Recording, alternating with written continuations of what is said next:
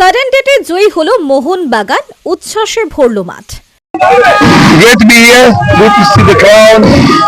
Crowd could be a bit better, but it's always good to be in Boloman. Know very well. It's a huge fan base of Mohammedan fans over here. Can see that.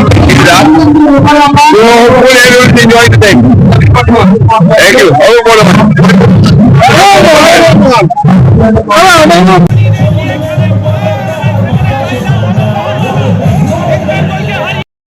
কথায় বলে কলকাতায় নাকি মোহনবাগান ও east বেঙ্গলের derby ম্যাচের সঙ্গে ইলিশ মাছ ও চিংড়ির এক গভীর সম্পর্ক রয়েছে, যেখানে বলা হয় ইস্ট বেঙ্গল জিতলে তাদের সমর্থকরা ইলিশ মাছ কিনে উদযাপন করেন, ফলে বাজারে ইলিশের চাহিদা ও দাম বেড়ে যায়।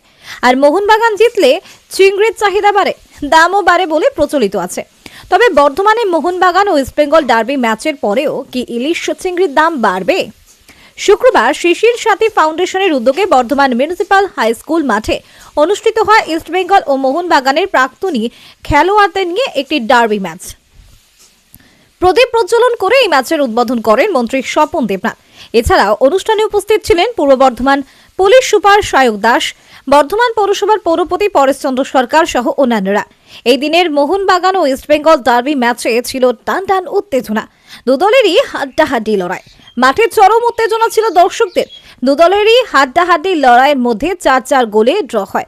এরপর ট্রাই ব্রেকার করা হয়, সেখানেও দুদলই 4-4 গোল করেন। এরপর সাডেন ডেটে 1-0 গোলে জয়ী হয় মোহনবাগান।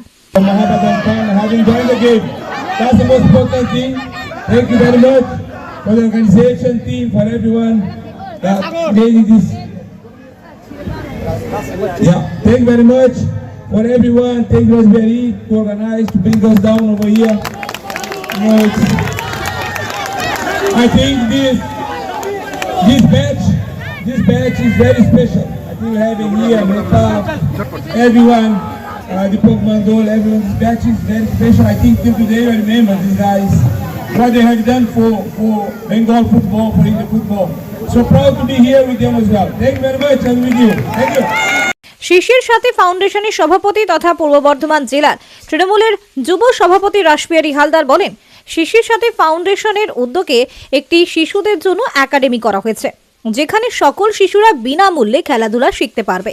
ফুটবলের জন্য কোচিং দেবে স্বয়ং ব্যারেটো সহ আজকে যে সমস্ত ইস্টবেঙ্গল এবং মোহনবাগানের খেলোয়াড়রা এখানে অংশগ্রহণ করেছেন তারাই শিশুদেরকে প্রশিক্ষণ দেবে বলে জানান তিনি।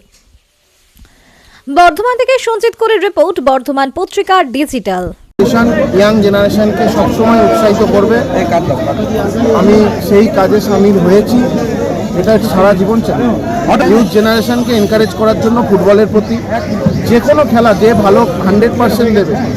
সবাই যারা খেলছে, কোনো দুস্থ যুবকও যদি থাকে, কোনো রকম সাহায্য লাগলে আমি সবসময় এগিয়ে যাব আমার ফাউন্ডেশনে। লাস্টে ফুটবল বিতরণ করতেও দেখলাম। ফুটবল বর্ধমান শহরের সমস্ত ফুটবল যারা খেলে সেই সমস্ত ক্লাবকে আমরা ফুটবল দিয়েছি, প্রচুর জার্সি দিয়েছি। যারা দর্শক বাচ্চারাও জার্সি নিয়েছে। আমরা বর্ধমান দেখালাম, আগামী দিনে অন্যান্য জেলাও হয়তো এই জিনিস করবে। প্রত্যেক প্লেয়ারের জন্য মোমেন্টও ছিল, ম্যান অফ দ্য ম্যাচ ছিল, ট্রফি ছিল, রানার্স উইনার্স ট্রফি।